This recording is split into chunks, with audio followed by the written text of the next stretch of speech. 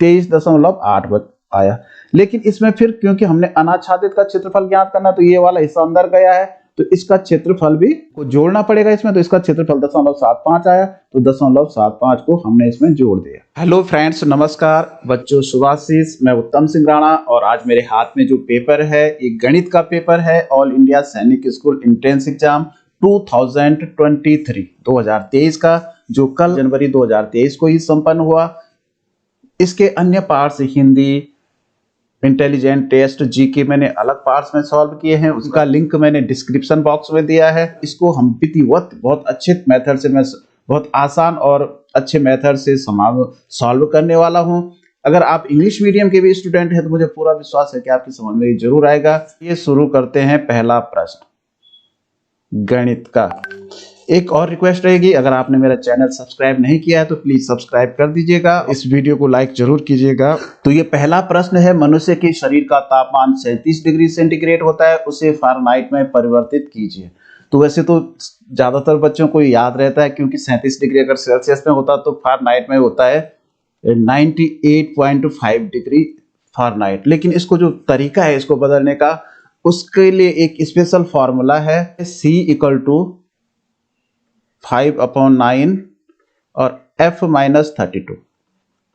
इसको ऐसा भी कर सकते हैं, इसको पक्षांतर कर दीजिए। देखिए F-32 = C, क्योंकि हमने ये C को, ये इसका पक्षांतर इधर कर दिया C की तरफ, तो ये हो जाएगा 9/5C। तो इसका अर्थ ये हुआ कि F = 9/5 और C का मतलब जो सेल्सियस में दे रखा है 37। अब ये -32 है तो यहां जाके ये +32 हो जाएगा, इसका पक्षांतर हो जाएगा। या तो अगर आप इसको काटना चाहे तो यहां दशमलव में आएगा, 5 एकम 5, 5 सत्ता 35, 5 7 35 और 2 बचा, यहां दशमलव लगा तो 0 5 चौको 20, इतना हुआ। अगर इसको अब फिर आप गुणा कीजिए, 9 चौको 36, 3 9 7 63 और 3 66.66 हो गया, प्लस इसमें 32 कर दीजिए।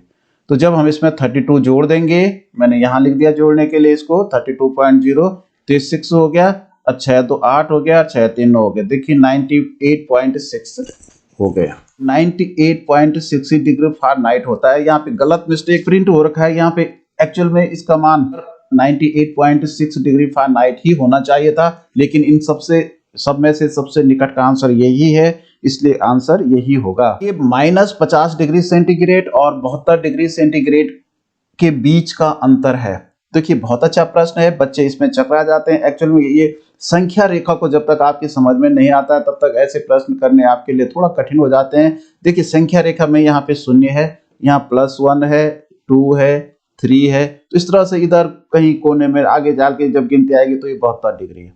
इधर -1 है, -2 है, तो यहाँ -50 कहीं इस कोने में होगा। अब देखो इसके बीच के अंतर कितना हो जाएगा, ये तो यहाँ से 0 तक आने में तो 50 का अंतर हो गया, और यहाँ से यहाँ तक जाने में फिर 0 से 72 जाने में कितना अंतर हो गया, 72 का। तो 50 और 72 आप जोड़ दीजिए, तो 122 का अंतर होगा, 122 डिग्री सेंटीग्रेड का। 18 किलोग्राम और 5 ग्राम को किलोग्राम में परिवर्तित कीजिए। इसको सॉल्व करने का सबसे अच्छा तरीका है कि सबसे पहले सबका ग्राम बना दो। तो एक किलोग्राम में कितने ग्राम होते हैं, 1000 ग्राम होते हैं। तो 18 किलोग्राम में कितने ग्राम होंगे, 18 को 1000 से हम गुणा करेंगे तो 18000 ग्राम होंगे। अब ये 5 ग्राम इसमें अलग से हैं, तो इसमें 5 ग्राम जोड़ दो, तो ये 18000 5 ग्राम हो गए। फिर इसके किलोग्राम बनाने हैं, इसको किलोग्राम में बदलना है, तो हम 18000 इसमें क्या कर देते हैं,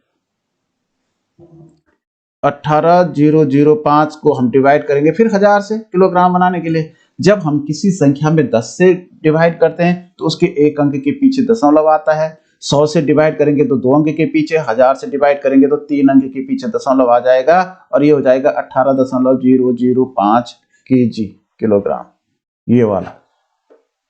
जब किलोमीटर को मिलीमीटर में परिवर्तित करते हैं तो 1 किलोमीटर में लगे शून्य की संख्या ज्ञात कीजिए।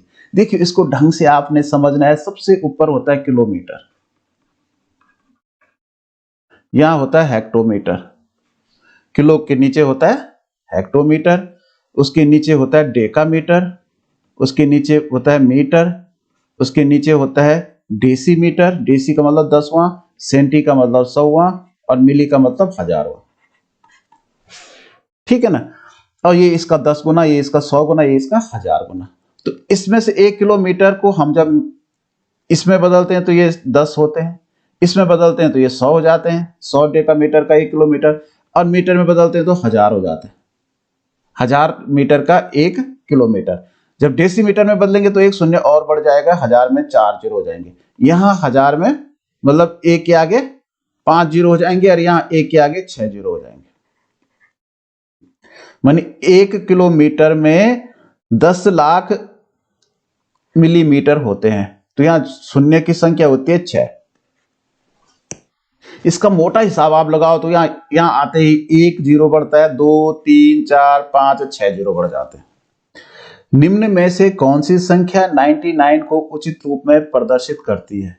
तो सबसे पहले हम 90 को देखेंगे, 90 को कौन सी संख्या बताती है? तो क्योंकि 100 को बताता है C, 80 के से 10 कम ये 90 होता है, और इसमें फिर 9 आगे से आएगा तो 9 के लिए हम x 10 के लिए होता है, 10 से 1 कम 9 होता है, तो XCIX ये वाली जो रोमन न्यूमेरल्स है ये दिखा रहा है 99 को। मान ज्ञात कीजिए MXL ये वाली रोमन की संख्या है, ये रोमन के न्यूमेरल्स है, इन दोनों को आपने जोड़ना है और इसको फिर घटाना है। सबसे पहले तो आपको इनका मान निकालना आना चाहिए। देखिए M का मतलब होता है 1000, 1000, और XL लिखा है तो देखो L 50 के लिए आता है, XL जो है 40 के लिए आता है, और ये 2 है तो 2 हो गया, तो ये हो गया 1042।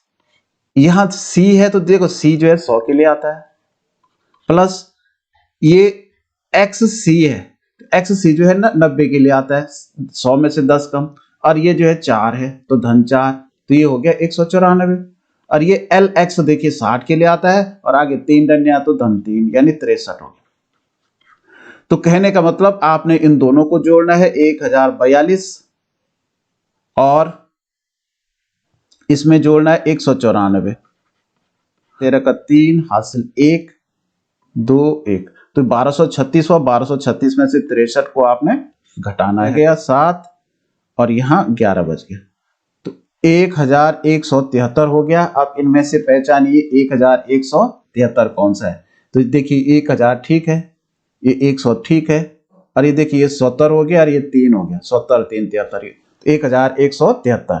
वह कौन सा कोण है जिसकी माप 136 डिग्री और 77 डिग्री के अंतर से 29 अधिक है? तो देखिए 136 डिग्री और 77 डिग्री का अंतर कितना होता है? 9 डिग्री अंतर, फिर इससे 29 अधिक है, तो इसका मतलब इसमें 29 हम जोड़ देंगे, तो 7 और 1 8, 88 डिग्री हो। तो 88 डिग्री अपने आप में क्या है?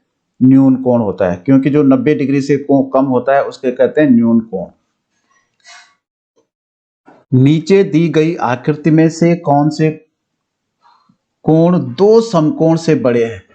तो एक समकोण जो है 90 डिग्री का होता है, तो दो समकोण यानी 180 डिग्री से बड़ा जो कोण होगा, तो देखो ये वाला कोण, तो ये कोण ये तो छोटा है, ये तो 90 डिग्री से भी छोटा है, 90 डिग्री का होता है जो सीधा खड़ा रहता है। तो जैसे ये वाला अगर हम बाहर के कोण की बात करें तो ये 90 डिग्री ये दिख रहा है, ये भी 90 डिग्री से छोटा है, ये भी 90 डिग्री से छोटा है। तो इसके पीछे वाला जो कोण होगा, देख अगर यहाँ न्यून कोण होगा तो क्योंकि ये पूरा चक्र जो है 360 अंश का होता है, अगर ये वाला 90 डिग्री का लगभग लग रहा है तो इसका मतलब मोटा मोटा हम 90 डिग्री इसमें से कम कर देंगे,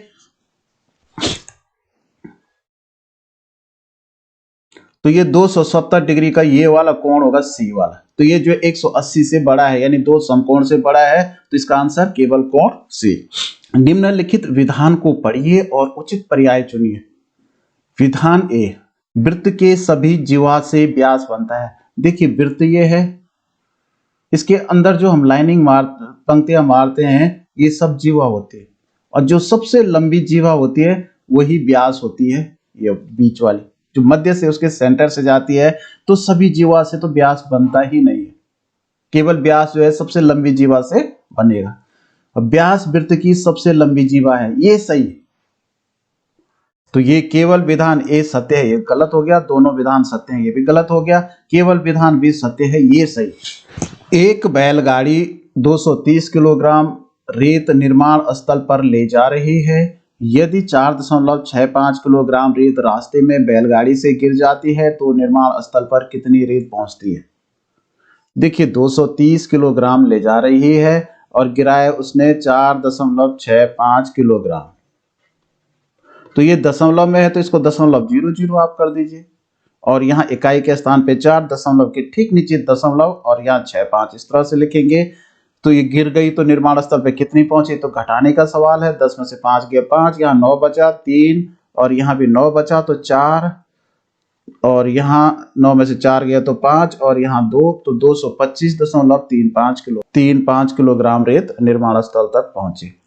यदि एक कार की गति 100 किलोमीटर प्रति घंटा से 50 किलोमीटर प्रति घंटा कम कर दी, तो देखिए 100 किलोमीटर पहले प्रति घंटा थी, अब 50 किलोमीटर कम कर दी तो मतलब 50 किलोमीटर प्रति घंटा चाल ही रह गई। तो वही अंतर तय करने के लिए कितना समय लगेगा, तो क्योंकि इसकी चाल आधा हो गई तो समय तो दुगना लगेगा, तो समान तो नहीं लगेगा, तो समय दुगना लगेगा। जब चाल आधी हो जाएगी तो टाइम दुगना लगेगा। एक ट्रेन 1862 किलोमीटर अंतर 98 किलोमीटर प्रति घंटा की गति से तय करती है। यदि अंतर तय करने के लिए कितना समय लेगी, यह अंतर तय करने के लिए, तो देखिए इतने किलोमीटर ये चलती है 98 किलोमीटर प्रति घंटा की दर से, तो हमें बताना है समय। तो समय बराबर होता है डिस्टेंस अपॉन स्पीड। तो यानी 1862 बटे 98। तो देखिए किससे कट रहा है, ये 8 से डिवाइड कर दीजिए 1862 को। 98 कम 98 होगा पहले, 9 बार देखिए, 9 8 72 का 2, 7 9 9 में 81 और 7 88, तो देखो 19 घंटे का समय लगेगा।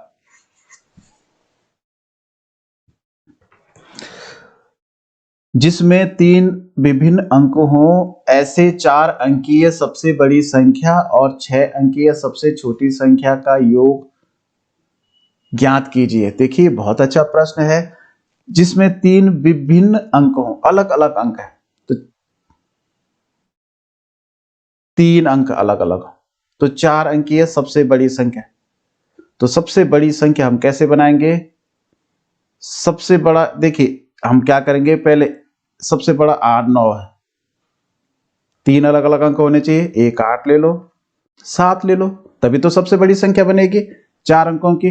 लेकिन अब ये 4 अंकों की बनानी है तो इसका मतलब 3 विभिन्न अंक हों, यानी एक अंक का प्रयोग 2 बार करना पड़ेगा, और एक अंक का प्रयोग 2 बार करेंगे तो हम 9 का प्रयोग 2 बार करेंगे, तो बड़ी से बड़ी संख्या बनाने के लिए इस तरह से ये सबसे बड़ी संख्या बन जाएगी 4। इसमें भी 6 अंकीय सबसे छोटी संख्या का, अब इसमें 6 अंक सबसे छोटी बनाने तो यहाँ 6 अंक अलग अलग लेने पड़ेंगे, तो सबसे छोटा 0 होता है, 1 होता है और 2 होता है।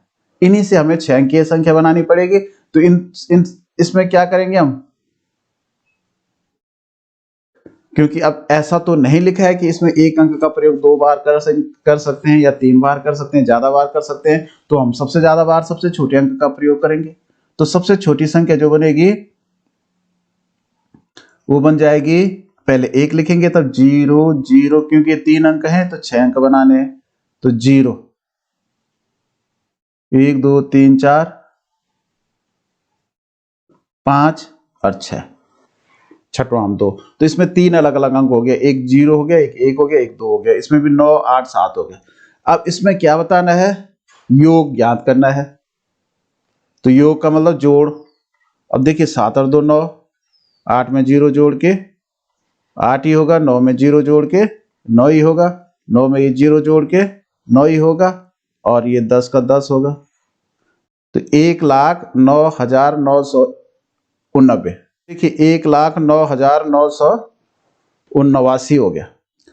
3 0 5 8 और 1 इन अंकों का उपयोग करके बनाए हुए सबसे छोटी और सबसे बड़ी 5 अंकीय संख्याओं के योग में से 28,576 व्यकलन कीजिए। देखिए पहले इससे सबसे छोटी संख्या में बना रहा हूं, तो सबसे पहले 1 लिखेंगे, फिर 0 लिखेंगे, फिर 3, फिर उससे बड़ा 5, फिर सबसे बड़ा 8, फिर 5 अंक सबसे बड़ी संख्या बनानी है, तो यहाँ सबसे बड़ा 8, 5, 3, 1 और 0। तो संख्याओं के योग से, योग मतलब इसको जोड़ देना हमने, तो 95,668 हो गया। तो इसमें से इसको घटाना है, व्यकलन करने का मतलब घटाना ही होगा, क्योंकि इसका जोड़ ज्यादा जा रहा है, तो इसका जोड़ का तो आंसर नहीं मिल पाएगा। तो देखते हैं इसको घटाने में से क्या होता है। 95,668 में से 8 गया 7, और यहाँ 8 में 6 गया 2, 67,092। तो 67,092 इसमें आंसर है। सरल कोण के 1/4 का पूरक होगा। तो जो सरल कोण होता है सीधा, वो 180 अंश का होता है, और इसका 1/4 का मतलब 1/4।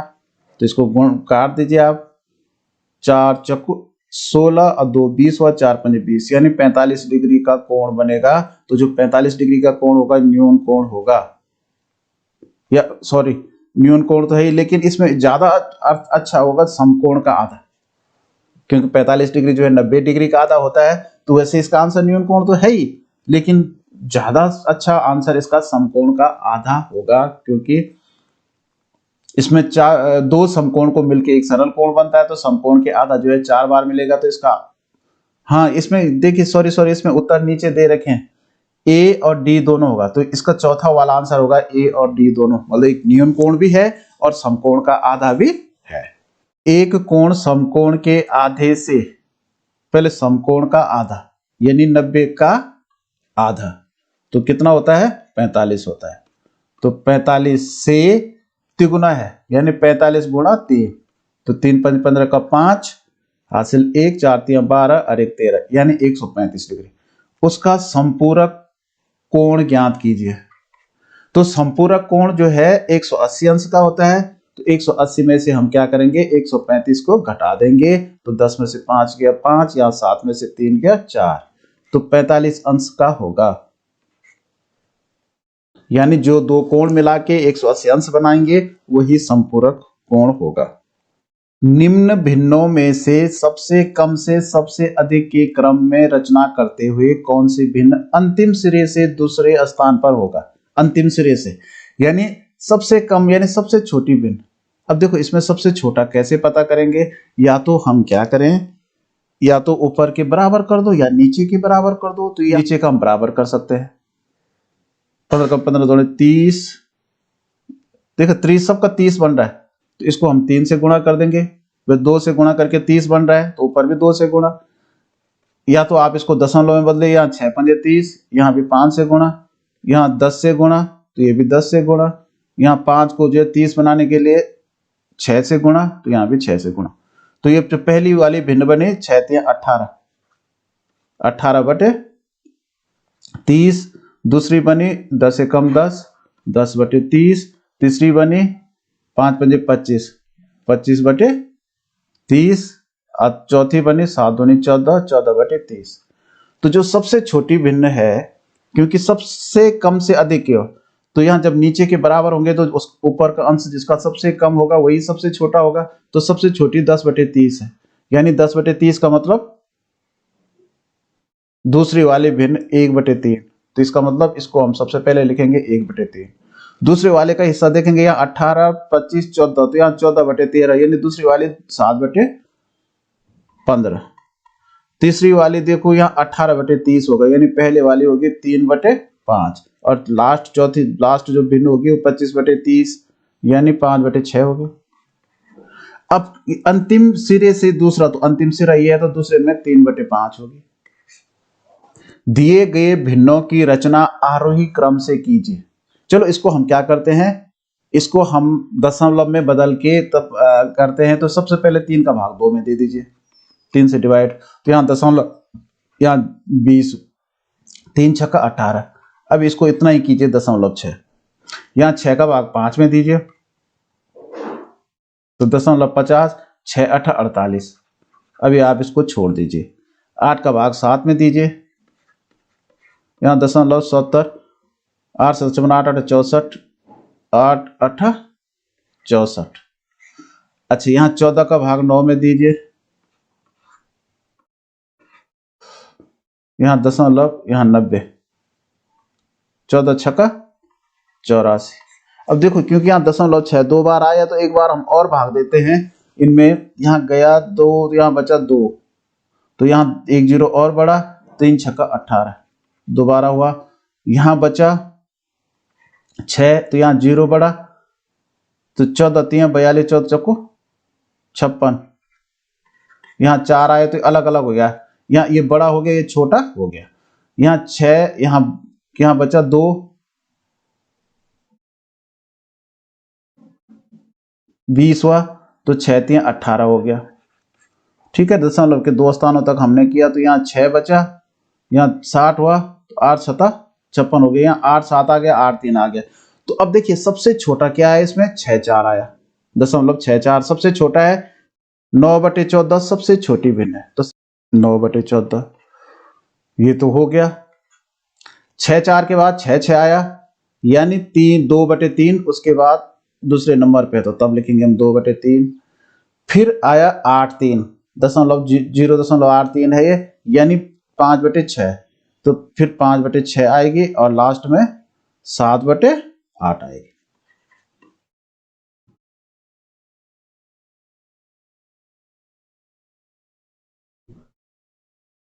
तो ये वाला आंसर बिल्कुल सही है, तीसरा वाला। दी गई तालिका एक दुकान की कुछ वस्तुओं की कीमतें दर्शाती है। तो यहाँ ये वस्तुओं के नाम है, इसकी कीमतें हैं। प्रश्न ये है चीनी और चावल की संयुक्त कीमतें। तो पहले चीनी की कीमत है 72 रुपये प्रति किलोग्राम, और चावल की है 108 रुपये प्रति किलोग्राम। तो संयुक्त का मतलब इसको हमने जोड़ देना है, तो 180 हो गया, 180 किलोग्राम। कॉफी और गेहूं की संयुक्त कीमतों से कितना अनुपात है। तो कॉफी और गेहूं, तो कॉफी की देखिए 237 है, और गेहूं का 63 है, तो 300 है। तो इसका अनुपात जो है, इसको आप काट दीजिए, 180 अनुपात 300 है। तो ये देखिए 0 0 कटा, 6 3 18 और 6 5 30, यानी 3:5 का अनुपात है। अनुपात 2:3 प्राप्त करने के लिए अनुपात 7:13 के हर पद में से कौन सी सबसे कम संख्या मिलानी होगी। 7 प्लस x किया हमने, अनुपात 13 प्लस x बराबर 2:3 हमने इसको बनाना है। मतलब 7 में भी उतना ही जोड़ना है, 13 में भी उतना ही जोड़ना है। तो कौन सी संख्या जोड़ के ये बनेगा, बटे 13 प्लस x बराबर 2/3। इसका गुणा हम ये वाला कर देंगे, 7 21 धन 3x बराबर 13 दूनी 26 धन 2x। तो हमने क्या किया, x इधर ले आए, 3x, और जब ये धन 2x आएगा तो यहाँ ऋण 2x हो जाएगा, बराबर ये 26 ऐसे रहेगा। ये यहाँ इसके पीछे धन माना जाएगा, तो धन 21 इधर जाएगा, तो ऋण 21 हो जाएगा। तो 3x में से 2x गया, तो एक ही x बचा, x बराबर, तो 26 में से 21 गया तो 5। यानी अगर हम 7 में भी 5 जोड़े और 13 में भी 5 जोड़े, तो देखो 7 में 5 जोड़ के होते हैं 12, और 13 में 5 जोड़ के होते हैं 18। तो इसको अगर हम काटेंगे तो 6 दूनी 12 और 6 3 18, तो 2:3 आ गए। देखिए, ठीक है। एक घड़ी रुपए 1275 में बेचकर जावेद को 15% नुकसान हुआ। 10% लाभ मिलने के लिए उसे घड़ी कितने में बेचनी होगी। तो पहले तो हमें इसका क्रय मूल्य ज्ञात करेंगे, क्योंकि इसमें घड़ी का क्रय मूल्य नहीं दिया गया है। तो क्रय मूल्य ज्ञात करने के लिए हमें क्या करना पड़ेगा, माना क्रय मूल्य 100 रुपए, जो कॉस्ट प्राइस है CP 100 रुपीज है। तो क्योंकि 15% का नुकसान हो रहा है, तो उसके हिसाब से जो SP होगा, यानी विक्रय मूल्य होगा, 15 रुपए कम हो जाएगा 100 में से, तो 85 रुपए हो जाएगा। तो वास्तविक क्रय मूल्य जो ज्ञात किया जाता है, CP क्रय मूल्य, जो वास्तविक क्रय मूल्य ज्ञात करने के लिए हम क्या करते हैं, 100/85 और गुणा गया जो विक्रय मूल्य दे रखा है 1275, तो इसको काटिए, देखिए 5 से कट रहा है, 5 एक कम 5, 35, 5 सता 35, 5 दूनी 10 और 0, 17 से देखिए, 17 छक्का 17 50, 17 छक्का 102, 17 सता 119, 17 सता 119 हुआ, और ये 8 बचा तो 85 हो गया, तो 17 पंजे 85, तो देखो 75 दोना होता है 150 और 1 0 20 का, यानी 1500 रुपए क्रय मूल्य था। तो 10% लाभ प्राप्त करने के लिए तो 1500 का हमने क्या करना है, 10% निकाल दो। तो इन्होंने 10%, तो 2 0 कटे, 1 0 ये काटो, 1 0 ये काटो, तो 150 रुपए का लाभ प्राप्त करने के लिए कितने में बेचना पड़ेगा, तो क्योंकि 1500 में इन्होंने खरीदा तो 150 इसमें और जोड़ दो, यानी 1650 में बेचना पड़ेगा। सीमा और रवि ने एक धंधे में 1,50,000 की रकम 2:3 के अनुपात में निवेश की। तो पहले यहीं पर देखिए 2:3 के अनुपात में निवेश की, तो निवेश कितना किया इन्होंने, 2x की, एक ने किया 3x, एक ने किया, तो कुल किया 1,50,000, तो तीनों तो 5x बराबर हो गया 1,50,000, तो x बराबर कितना होगा, तो यहां से मैं यहीं पे कर रहा हूं 5 या 15, यानी 30,000 हो गया। यानी इसने 2 अनुपात करी तो इसको 2 से गुणा कर दो तो 60,000, और इन्होंने 3 से दूसरे ने करा तो इसको हम 3 से गुणा कर देंगे तो 90,000। यहां तक तो ये सवाल इतना हो गया। वर्ष के अंत में उन्हें निवेश की हुई रकम पर 150% लाभ हुआ।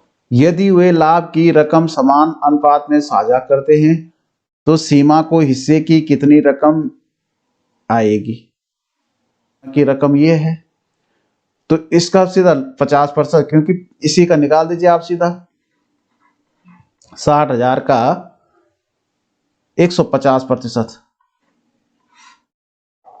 का फायदा हुआ। तो देखो 2 0 कटे, 1 0 1 0 कटा, 15 1 2 3 0 पहले हम लगा देंगे सीधे गुणा करके, 15 छक्का 90, 90,000 तो सीमा को फायदे के मिले और 60,000 अपने, तो 90 और 60 हो गया 1,50,000 रुपए। तो सीमा को अकेले ही 1,50,000 रुपए वापस मिलेंगे। 21 में से 6 15 गया तो 6 और 6 ऋण 6, तो इसका बराबर क्या है, 21 में से 15 में से 6 गया, कितना बचा 9, तो 21 में से 9 गया तो यहाँ ज्यादा बच रहा है, यहाँ 6 में से 6 गया 0 बच रहा है, तो इसका मतलब ये गलत है। दूसरा वाला देखो, इसको देखिए तो यहाँ पहले 6 का भाग 36 में देने का तो 6, तो 14 गुणा 6 हुआ, 14 छक्का 84 हो गया, 84 में से 10 कम किया तो 74 हो गया, तो यहाँ 84 लिखा है, तो इसका मतलब ये गलत है। इसको देखो 93 गुणा 63 है, ऋण इतना है, 9300 है, तो इन दोनों का गुणा होता है 5,859, ऋण करना है इन दोनों का गुणा फिर, यानी 3441, तो 9 में से 1 गया तो यहाँ 8 बच रहा है, तो यहाँ 9300 है, तो ज्यादा करने की जरूरत ही नहीं, ये भी गलत है। इसको देखिए, इसमें हम सबसे पहले भाग करेंगे, तो 7 का भाग 49 में देखिए 7 ही आएगा, 7 गुणा 5, तो पहले 7 पंजे 35 हो गया, अब 35 और 25 कितना होता है, 35 में 25 जोड़ेंगे तो 40 60 होता है, तो 60 में से 6 गया 54, बिल्कुल सही है। देखो यहाँ 35 हुआ तो इन दोनों को हम जोड़ेंगे तो ये 60 हुआ, और 60 में से ये 6 ऋण किया तो 54 हुआ। इस प्रश्न को देखिए, इसमें सबसे पहले हम सबसे छोटे कोष्ठ का हल करेंगे, वो भी सबसे पहले करेंगे डिवाइड, तो बाकी हम वैसे ही लिख देंगे 9 धन 6 धन 7 ऑफ 3 माइनस 9 प्लस 2, और यहाँ माइनस करके 2 का भाग हमने 6 में दिया तो 2 3 जा 6, तो ये हो गया। फिर इक्वल करके इसको पूरा ही हम एक साथ सॉल्व कर सकते हैं। आप चाहो तो इस लाइन को भी यहीं पे सॉल्व कर दो, क्योंकि इसके बाद इसका नंबर आने वाला है सॉल्व करके, तो ऑफ भी हम एक ही बार सॉल्व करेंगे तो आसान हो जाएगा। 9 धन बड़ा कोष रो 6 धन, तो ये 7 और मतलब 7 का 3 है ये, तो 7 या 21 हो गया ऋण। अब यहाँ देखो 9 में 2 जोड़ा और 3 घटाया, तो 9 और 2 11 और यहाँ 3 8 हो गया। अब देखो यहाँ हम एक साथ सॉल्व कर सकते हैं। 9 धन तो 21 में 6 जोड़ के हो गया 27 और 27 में से 8 घटा के हो गया 19। अब 19 में 9 जोड़ के 28, तो आंसर आ गया 28। देखिए 13, 14, 19 ए तथा 17 का मध्यमान 22 है। यहाँ पे मध्यमान का आशय जो है औसत से है, बीच का मान। तो सबसे हम देखिए यूनिट कितनी है, 1 2 3 4 5 है, तो इसका मतलब टोटल मान होना चाहिए था इसका 22 गुणा 5, 0 5 दूनी 10 और 5 दूनी 10 और 1 11, 110। अब इसको जोड़ के देखिए जो पद दे रखे हैं 13, 14, 19 और 17, तो 9 और 7 16 और 4 20 और 3 23 का 3 हासिल 2 3 4 5 6 63 हो रहा है। तो 110 में से 63 को आप कम कर दीजिए, तो जो अंतर निकलेगा वही मध्यमान होगा, वही ए का मान होगा। 10 में से 3 गया 7, 10 में से 6 गया 4, ए का मान होगा 47। बल्लेबाज ने 4 मैचों में बनाए हुए रन नीचे दिए गए हैं। बल्लेबाज ने बनाए हुए रनों की औसत ज्ञात कीजिए। देखिए 4 मैच में इन्होंने रन बनाए, एक मैच में बनाए 35, दूसरे में बनाया 0, तीसरे में 6 और चौथे में 98। तो हम क्या करते हैं, इन सबको जोड़ देते हैं। तो इसका जोड़ 8 और 6 14 और 5 19 का 139 रन बने 4 मैचों में। तो हम 4 से इसको डिवाइड कर देते हैं, 4 तिया 12, 1 19, 4 चक्कू 16। अब यहाँ 3 बचा, यहाँ दशमलव रखा, यहाँ 0 हुआ, 4 7 28, फिर यहाँ 2 बचा, फिर यहाँ 0 बढ़ाया, 4 5 20, तो 34.75 के औसत से रन बने। 4 दिनों का कितना प्रतिशत 6 घंटे होता है। तो 4 दिन, तो क्योंकि हमने प्रतिशत बताना तो पहले 4 दिन में कितने घंटे होते हैं, तो एक दिन में होते हैं 24 घंटे। तो 4 दिन में 4 चौको 16 का 6 हासिल 1, 4 दूनी 8 और 1 9 96 घंटे होते हैं। तो 96 का कितने प्रतिशत मानी x बटे 100 बराबर 6 होता है। तो x का मान हमें ज्ञात करना है, तो x बराबर 6 यहाँ अपनी जगह रहेगा, और ये 96 100 पक्षांतर, इनका पक्षांतर हम करेंगे तो आगे ले जाएंगे बराबर के, तो ये यहाँ जाके उल्टे हो जाएंगे 100 और यहाँ हो जाएगा 96।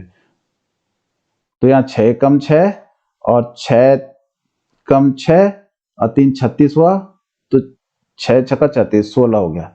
4 से देखो 4 चौको 16 और 4 दूनी 8 और 20 हुआ, 4 5 20, तो 25 बटे 4, 25 बटे 4 यानी 4 का भाग हम 25 में देंगे,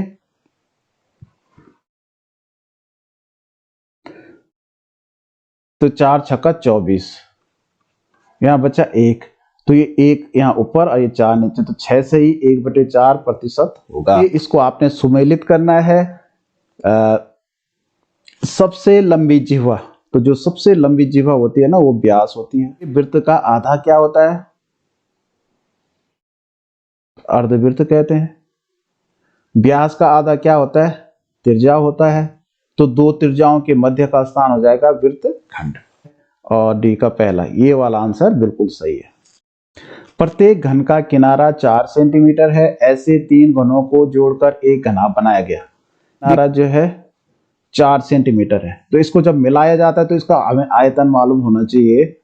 तो एक घन का आयतन कितना हो जाएगा, 4 गुणा 4 गुणा 4 हो जाएगा। तो 4 चौको 16, 16 चौको 64 हो जाएगा, 64 घन सेंटीमीटर। लेकिन ये घन जो है 3 घनों को मिलाया गया, तो इसके लिए 3 घनों का 3 चौको 12, 1 6 3 18 1 19, 192 घन सेंटीमीटर इसका आयतन हो गया तीनों का। तो इसका मतलब जो एक घन बनाया इसका आयतन भी होगा, एक जो घनाभ बना इसका आयतन भी 192 घन सेंटीमीटर हो जाएगा। एक घनाभ का घनफल ज्ञात कीजिए, तो 192 सेंटीमीटर क्यूब। घनाभ के एक बाजू का परिमाप है 40 सेंटीमीटर। इस घनाभ की लंबाई और गहराई मीटर 8 सेंटीमीटर है, तो घनाभ का घनफल ज्ञात कीजिए। घनाभ का बाजू का परिमाप दे रखा, चलो मैंने इसको मान लिया, इन चारों भुजाओं का योग जो है 40 सेंटीमीटर है। इसमें दो चीजें दे रखी हैं, गहराई यानी ये, और लंबाई, लंबाई दे रखी है 13। तो जब 13 लंबाई हो गई तो हम इसकी चौड़ाई ज्ञात करेंगे पहले, ठीक है ना। तो क्योंकि इसमें दो लंबाइयां होती हैं, तो दो लंबाइयां हो गई 13 13, क्योंकि ये होता है 2 लंबाई धन 2 चौड़ाई बराबर, परिमाप होता है कि नहीं होता है, 2 धन लंबाई तो 40 सेंटीमीटर। तो दो लंबाई हमने ज्ञात है 26 हो गया, धन 2 चौड़ाई हमें ज्ञात करनी है। तो सीधा हम ये 26 को कहां ले गए, यहां धन में, तो यहां ऋण 26 हो गया। तो चौड़ाई बराबर कितना हो गया, 40 में से 26 चला गया तो 14, और इसका 2 हमने यहाँ डिवाइड में कर दिया तो 7 हो गया। तो जब इसकी चौड़ाई 7 हो गई तो देखो 13 7 20, और इन दोनों का 20 अब 40 हो गया। अब चौड़ाई भी हमें पता चले गई, गहराई दे रखी है, लंबाई दे रखी है। तो इसका जो घनफल है यानी आयतन 13 गुणा 8 गुणा 7, 13 8 104 और 728 सेंटीमीटर क्यूब हो जाएगा। आपने थोड़ा समझना है कि इसकी पहले देखो परिमाप दे रखा है और लंबाई दे रखी है, तो इसको चौड़ाई ज्ञात करनी है, गहराई ऊंचाई दे रखी है इसमें। निम्न में से कौन सी 4 क्रमांकगत संयुक्त संख्याएं हैं। तो संयुक्त संख्या यहाँ पे जो ट्रांसलेटर से ट्रांसलेट किया गया पेपर है, ये थोड़ा सा इसमें भाषा की प्रॉब्लम है। संयुक्त संख्या का मतलब भाज्य संख्या से है। संयुक्त संख्या उसे कहते हैं जिसका 2 से अधिक गुणनखंड होते हैं, जिसके एक के अलावा और स्वयं के अलावा कोई तीसरा गुणनखंड है। तो देखिए इसमें तो अभाज्य संख्या आ गई, इसमें भी अभाज्य संख्या आ गई, इसमें भी देखिए अच्छा अभाज्य संख्या आ गई। तो क्रमांकगत देखो 90 भाज्य है, 91 भाज्य है, 92 भाज्य है और 93 भाज्य है। तो क्रमांकगत संयुक्त संख्याएं 4 ये हैं। और 100 के बीच अभाज्य युग्म की जोड़ी है। लगातार आने वाली संख्याएं हैं और अभाज्य हैं, तो ये दोनों संख्याएं 70 और 100 के बीच जो है। यहाँ पे युग्म का आशय उस जोड़े से है जिसमें 2 का अंतर हो केवल। तो यहाँ देखो ये भी युग्म है, लेकिन ये इसमें 4 का अंतर है, इसलिए ये आंसर नहीं होगा, यही आंसर होगा। नीचे दी गए दोनों भुजाएं और कोण के आधार पर त्रिभुज का नाम बताइए। तो देखिए यहाँ तीनों भुजाएं अलग अलग नाप की हैं। तो एक तो विषमबाहु है, ये इसका एक कोण समकोण है, एक के आधार पर समकोण त्रिभुज हो गया और भुजाओं के आधार पर हो गया विषमबाहु त्रिभुज। समद्विबाहु और न्यून त्रिभुज ये तो हो नहीं सकता। अधिक और सम त्रिभुज, अधिक ये भी नहीं हो सकता। विषमबाहु और सम त्रिभुज, और ये है समबाहु और अधिक त्रिभुज। तो समबाहु तो नहीं है, तो विषमबाहु और समकोण त्रिभुज होना चाहिए था, ये स्पष्ट नहीं छपा है। तो विषमबाहु और समकोण त्रिभुज, ये आंसर इसका सही। नीचे 2 विधान दिए गए हैं, एक अभिकथन ए और दूसरा आर। अभिकथन ए, समकोण त्रिभुज एक सम बहुभुज नहीं है। तो ये सम बहुभुज नहीं है क्योंकि समकोण त्रिभुज के तीनों कोण बराबर नहीं होते हैं। बिल्कुल सही कह रहा है।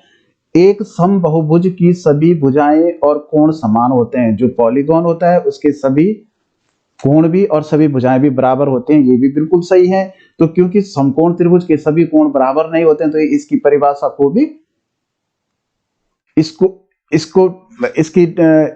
इसके आधार पर यही कोण भाई ये त्रिभुज जो है समबहुभुज नहीं है, क्योंकि इसके सारे कोण बराबर नहीं होते हैं। तो इसका मतलब ये कह रहा है दोनों ए और आर सत्य हैं, ए आर की उचित स्पष्टीकरण है। बिल्कुल यही आंसर होगा, ए और आर दोनों सत्य हैं और ए जो है आर का उचित स्पष्टीकरण है। यहाँ देखिए 54 में इसका भाग दीजिए तो मान। तो इसमें सबसे पहले हम क्या करते हैं, जिस संख्या से हमें भाग देना होता है उसका दशमलव हम हटा देते हैं, और डेसिमल हटाने का जो सबसे बढ़िया तरीका है 0.009 है। तो यहाँ 3 अंकों के पीछे दशमलव है, तो इसको 1000 से गुणा करना पड़ेगा। जब 3 अंकों के पीछे दशमलव हो तो 1 अंक के पीछे दशमलव होता है तो 10 से गुणा, 2 के पीछे होता है तो 100 से गुणा, और 3 के पीछे होता है तो यहाँ 54,000 हो गया। और यहाँ देखो 1000 से गुणा करके 9 के आगे 3 जीरो आ गए। अब क्योंकि यहाँ 3 अंकों के पीछे दशमलव है तो यहाँ ये दशमलव आ गया ये। अब 9 से हम 54 को डिवाइड करेंगे तो आप यहीं भी काट सकते हैं, 9 छक्का 54।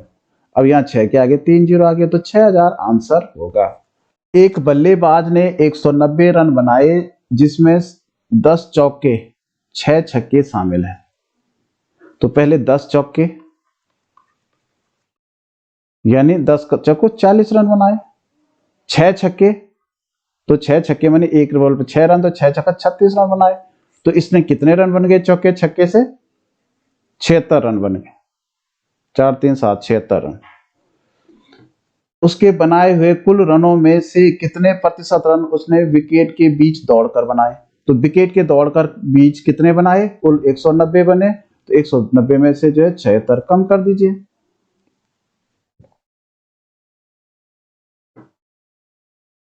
तो 114 रन बनाए। अब इसको प्रतिशत में बताना है, तो 114 रन दौड़कर उसने बनाए, तो इसका मतलब 114 कितने में से बनाए? 190 में से। तो गुणा 100 और गुणा 100 नीचे भी कर देते हैं। इसका जो 100 है, इसका 100 चला गया प्रतिशत के निशान में। अब देखो इसको काटो, तो 19 से कम 19, 19 छक्का 114, तो 6 गुणा 10 हो गया, तो 10 छक्का 60, यानी 60% रन जो है उसने दौड़ करके बनाए। रिया कागज काटने की क्रिया कर रही है। वह जिस तरह से नीचे दी गई आकृति में दर्शाया गया है, उसी तरह एक आयताकार कागज के 4 समान वर्गीकृत कोने काटती है। शेष कागज का क्षेत्रफल और परिमाप ज्ञात कीजिए। तो देखिए पहले क्षेत्रफल हम ज्ञात कर देते हैं।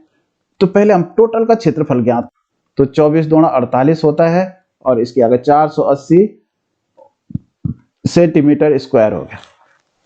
अब इसने देखिए यहां से कम किया, इसने ये काटा 4 सेंटीमीटर ऐसे में, 4 ऐसे में काट दिया, तो 4 चौको 16 काट दिया।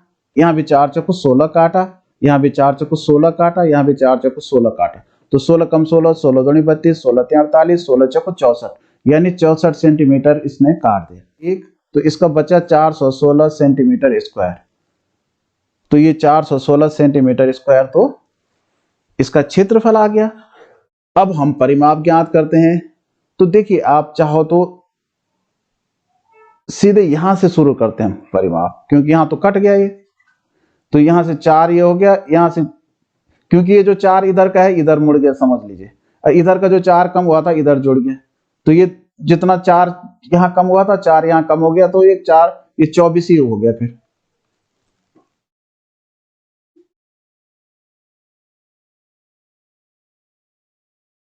अब फिर यहां से देखो, यहां पे भी 20 था, 20 में से 4 इस तरफ कम हुआ तो 4 इस तरफ बढ़ गया, फिर यहाँ 4 इधर कम हुआ तो 4 इस तरफ बढ़ गया, तो यहां से यहां तक हम पहुंच गए, तो ये 20 ही रह गया। फिर यहां से यहां तक भी उसी तरह से, यहां से यहां तक पूरा 24 था, तो ये 4 जो इधर कम हुआ वो इधर बढ़ गया, और जो इधर कम हुआ इधर बढ़ गया, यहां तक हम पहुंच गए, तो ये 24 ही हो गया। फिर इसको यहां से जो 4 यहाँ कम हुआ था और जो 4 यहाँ कम हुआ था यहाँ, तो यहाँ बढ़ गया, तो ये भी 20 ही हो गया। तो परिमाप उतना ही रहेगा जितना पहले था, क्योंकि इसने 4 सेंटीमीटर काटा, तो 4 सेंटीमीटर इधर से इधर काटा, तो चारों कोने उतने ही रह गए। 88 सेंटीमीटर जो है इसका परिमाप होगा। दिए गए आकृति में से अनाच्छादित क्षेत्र का क्षेत्रफल ज्ञात कीजिए, यानी इसका क्षेत्रफल हमने ज्ञात करना है जो छायांकित नहीं है। इसका क्षेत्रफल अगर हम ज्ञात करेंगे तो पूरा यहाँ 2 सेंटीमीटर है और यहाँ 2.5 सेंटीमीटर है, तो क्षेत्रफल हो गया यानी 25 दूना 50, तो यहाँ एक अंक के पीछे दशमलव, तो 5 सेंटीमीटर स्क्वायर हो गया पूरे का क्षेत्र। अब यहाँ पर देखिए ये कह रहा है यहाँ पर 1 सेंटीमीटर है, यानी यहाँ 1 सेंटीमीटर कम हो गया, ये भी 1 सेंटीमीटर है, तो ये 1 सेंटीमीटर कम हो गया, तो इसकी जो चौड़ाई हो गई 2 सेंटीमीटर कम हो गई, तो चौड़ाई 2.5 में से 2 सेंटीमीटर कम कर दो, तो यहाँ केवल बचा 0.5 सेंटीमीटर। और ये जो डेप्थ है ऐसे में ये है 1.5 सेंटीमीटर, तो 1.5 गुणा 0.5 या 0.5 15 तो यानी 0.75 सेंटीमीटर स्क्वायर हो गया, क्योंकि 2 अंकों के पीछे दशमलव आएगा, 2 अंकों के पीछे दशमलव है। ये पूरे का क्षेत्रफल देखो, क्योंकि पूरे में से हम तब इस पूरे को घटाएंगे, तो पूरे का क्षेत्रफल हो गया 28.8 सेंटीमीटर स्क्वायर है। इसमें से हमने ये पूरे का अंदर का इसका क्षेत्रफल कम कर देंगे, तो पूरे का क्षेत्रफल आया था 5, तो हमने इसमें 5 कम कर दिया, 5.0, तो यहाँ 8 बचा, और 8 में से 5 गया 3, 23.8 आया। लेकिन इसमें फिर क्योंकि हमने अनाच्छादित का क्षेत्रफल ज्ञात करना, तो ये वाला हिस्सा अंदर गया है, तो इसका क्षेत्रफल भी को जोड़ना पड़ेगा इसमें, तो इसका क्षेत्रफल 0.75 आया, तो 0.75 को हमने इसमें जोड़ दिया, तो 8 और 7 15 का 5 हासिल 1, तो 24.55 सेंटीमीटर स्क्वायर हो गया ये वाला। तो यहाँ पे थोड़ा समझना है हमने क्या किया, आप चाहो पूरे का क्षेत्रफल पहले ज्ञात कर दीजिए, तो पूरे का इतना आया, उसमें से हमने इसका घटाना है। तो लेकिन इसमें भी क्या है कि एक हिस्सा अंदर घुसा हुआ है व्हाइट का, तो हमने पहले पूरे का लिया, तो इसमें से भी तो पूरे का दोबारा लिया, तो यहाँ ये 5 आया। 5 में से फिर एक हिस्सा अंदर घुसा है, तो क्योंकि ये पूरे 5 हमने कम कर दिया, लेकिन यहाँ जो है फिर इसको जोड़ना पड़ेगा, क्योंकि इसके क्षेत्रफल के साथ इसका क्षेत्रफल भी शामिल होगा। एक किसान ने 5% प्रति वर्ष की ब्याज की दर से बैंक से 10,000 का कर्जा लिया। 3 सालों में वह बैंक को कितने ब्याज का भुगतान करेगा? तो ब्याज बराबर होता है मूलधन 10,000 गुणा दर 5% गुणा समय 3 वर्ष बटे 100। तो ये 2 जीरो कट गए, तो 5 या 15, यानी 15 के आगे 2 जीरो, 1500 का ब्याज देगा वो। ठीक है। रिजूल ने एक व्यक्ति से 50,000 की रकम 3 वर्षों के लिए 8% वर्ष की दर से ली। 3 वर्षों के पश्चात रिजूल ने उस व्यक्ति को कितनी रकम अदा की, ज्ञात कीजिए। तो इसका भी हम ब्याज निकालेंगे, तो 50,000 यानी मूलधन गुणा दर 8% गुणा समय बटे 100। इसके हिसाब से देखो 2 जीरो कट के 8 3 24 और 24 पंजे होते हैं 120। 120 के आगे ये 2 जीरो, यानी 12,000 रुपए ब्याज दिया। तो टोटल रकम वापस कितना करेगा जो मिश्र धन है? तो 50,000 में 12,000 जुड़ जाएंगे, 8,000 रुपए वापस करेगा। समकोण के 2/3 के संपूरक का पूरक ज्ञात कीजिए। तो देखिए समकोण होता है 90 डिग्री का, इसका 2/3 यानी 2/3, 3 एकम 3, 3 तिया 9 और 0 हुआ, तो 30 दूनी 60।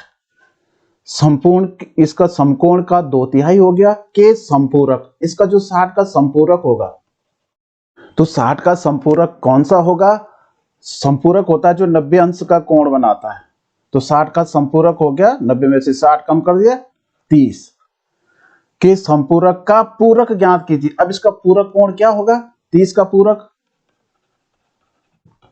कोण वो होता है जो 180 का बनाता है इसके साथ मिलके। तो यानी 180 में से 30 है, तो इसके साथ कितना मिलाना पड़ेगा? तो 150 अंश होगा। ठीक है ना। हमको दी गई आकृति में x का मान, हमने इस x का मान ज्ञात करना है, यहाँ x का मान ज्ञात करना है। तो देखिए इसमें क्या होता है कि जो आमने सामने के कोण होते हैं वो बराबर होते हैं। तो ये वाला निशान अलग से आ गया इसमें। अब वैसे ये इस तरह से गुणा का निशान है, तो गुणा के निशान में अगर हम यहाँ देखें ये 56 डिग्री है, तो ये ऊपर वाला भी 56 डिग्री होगा। अब इसके साथ पूरा 360 डिग्री होता है, तो 360 डिग्री में से ये 56 कितना हो गया? इसको हम जोड़ देंगे, 6 6 12 का 2 और 5 5 10 और 11, 112 डिग्री हो गया। तो 360 में से 112 डिग्री कम कर दीजिए, 248 डिग्री इन दोनों कोणों का मान होगा। जब इन दोनों कोणों का मान 248 डिग्री होगा, तो एक कोण का कितना होगा? तो हम 2 से डिवाइड करेंगे, तो 124 डिग्री होगा। इसका मतलब ये कोण 124 डिग्री और ये वाला कोण भी 124 हो गया दोनों, लेकिन यहाँ बीच में 47 डिग्री कम है, तो 124 में से 47 डिग्री कम कर दीजिए 7, तो 77 डिग्री होगा। इस कोण का मान होगा 77 डिग्री।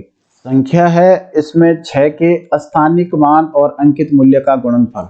तो पहले स्थानीय मान इसको निकालेंगे, तो 6 के आगे कितने अंक है? 1 2 3 4, तो 6 के आगे 4 जीरो आ जाएंगे, 60,000 हो जाएगा।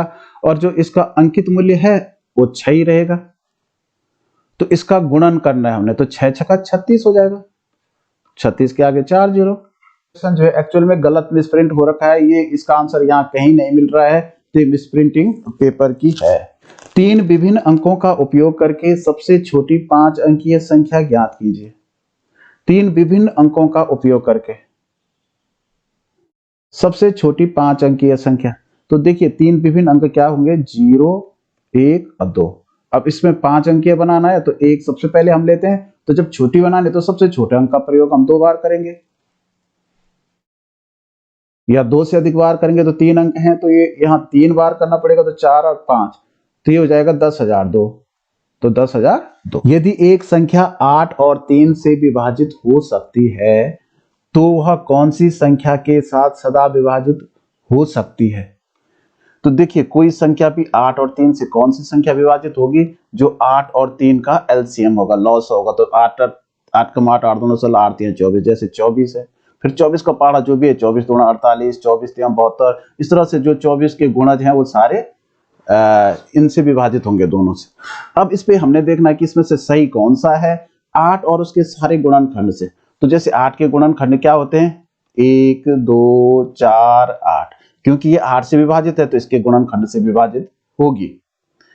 24 के गुणनखंड से, क्योंकि जो 24 के गुणनखंड है, तो जो 24 के छोटे गुणनखंड होंगे तो 1 होगा, 2 होगा, 3 होगा, 4 होगा, 6 होगा, 8 होगा, 12 होगा, 24 होगा। तो देखो इन सब से भी विभाजित होंगी ये सब संख्याएं, ठीक है ना। अब लेकिन ये तो गलत प्रश्न है, क्योंकि यहाँ एक ही उत्तर, यहाँ दो उत्तर तो यही मिल गए। 3 के गुणनखंड, देखो 3 के गुणनखंड, क्योंकि जब 3 से विभाजित तो 3 के गुणनखंड से भी विभाजित होगी।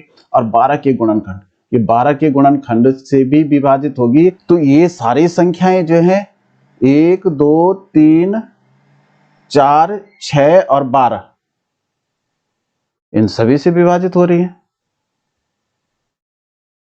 तो ये तो चारों उत्तर सही है इसके, ठीक है। तो ये कहीं मिसप्रिंट हो गया है सवाल। जिनका लॉसा एलसीएम 112 है, ऐसी दो संख्याओं का गुणनफल इतना है, उन दो संख्याओं का मौसा। तो इसका जो फॉर्मूला है, संख्या गुणा संख्या बराबर लॉसा गुणा मौसा, लॉसा गुणा मौसा, ये इसका फॉर्मूला है।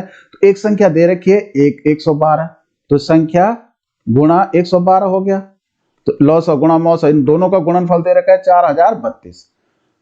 तो यहां संख्या बराबर क्या हो जाएगी, तो 112 का मौस यहां पक्षांतर करेंगे, यहां बराबर के आगे ले जाएंगे 112 को। तो आप इसको काटिए,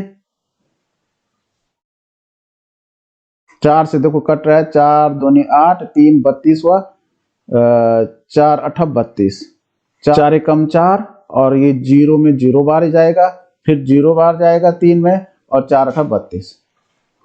अब देखो 7 से कट रहा है, फिर 4 से काटो, 4 7 28, इसको 4 से काटो, 4 दूनी 8, 2 20 हुआ, 4 5 20 और 4 दूनी 8, 7 एकम 7, 7 3 21, 4 42, 7 6 42। तो यहाँ नीचे 1 आ गया, ऊपर 36 आ गया।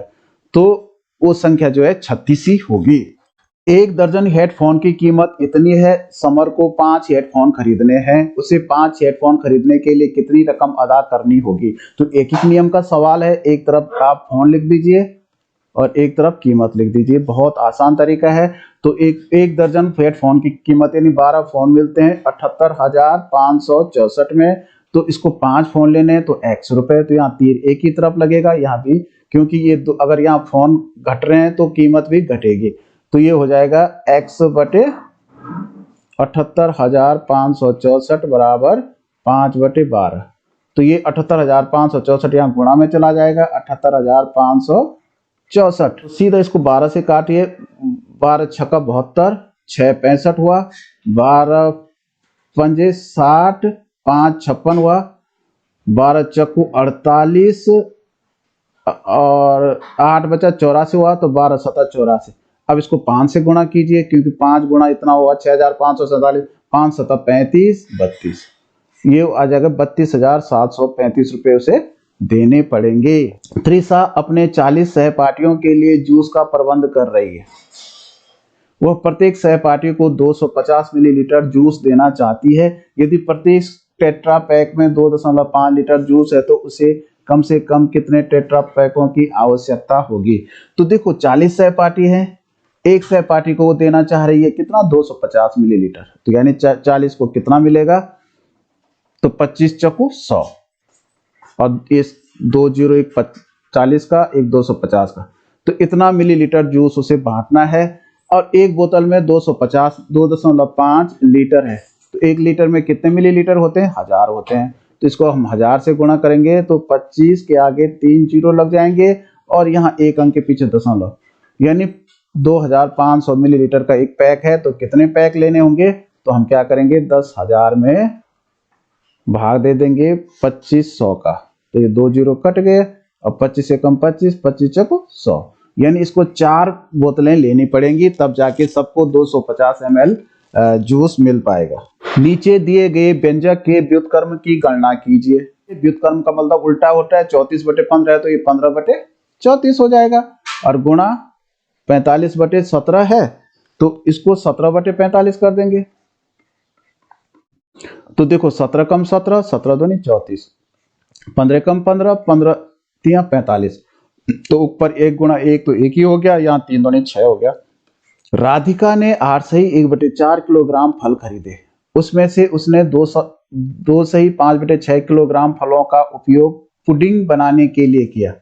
मिश्र भिन्न को हम जो है विषम भिन्न में बदल देंगे। 8 चौक 32 और 1 33/4 किलोग्राम फल थे, इसका उसने सलाद बना लिया, इसको भी बदलिए तो घटा दीजिए। 6 दूनी 12, 5 17, 17/6। अब देखो इसको बराबर करने के लिए 6 कम जाए 6 दूनी 12, तो 12 बन रहा है, तो इसको 2 से गुणा कर दीजिए और 4 तिया 12, 3 से गुणा कर दीजिए, तो ये हो गया 33 तिया 99। तो 99/12 में से हमने घटाया 17 दूनी 34/12, तो 99 में से 34 गया तो बचा, 9 में से 4 गया 5 और यहाँ 6, 65/12 kg फ्रूट बच गए उसके पास। ठीक है ना, तो इतना पुलिंग। अब शेष बचे हुए फल फ्रूट सलाद बनाने के लिए रख दिए, मतलब तो उसने कितने फल फ्रूट सलाद बनाने के लिए रखे, तो फ्रूट सलाद बनाने के लिए यही फल रखे, तो इसको जो है विषम भिन्न में, तो इसको किलोग्राम इसको मिश्र भिन्न में बदलने के लिए आप 12 का भाग 65 में दे दो, 12 पंजे 60, 5, तो यहाँ 5/12, 5 सही 5/12 किलोग्राम, ये वो 5 सही 5/5 12 किलोग्राम फ्रूट्स जो है उसने फ्रूट सलाद बनाने के लिए रख दिए। इस तरह से ये गणित का पेपर हमारा समाप्त हुआ। अब मुझे पूरा विश्वास है कि आपकी समझ में आ गया होगा, आपको अच्छा लगा होगा। अगर आपको अच्छा लगा तो लाइक जरूर कीजिएगा, और अन्य वीडियो, इसी पेपर के अन्य वीडियो देखने के लिए डिस्क्रिप्शन बॉक्स के लिंक पे क्लिक कीजिएगा। अगर आपको ये पेपर चाहिए तो इसके लिए भी आप डिस्क्रिप्शन बॉक्स के लिंक पे क्लिक कीजिएगा।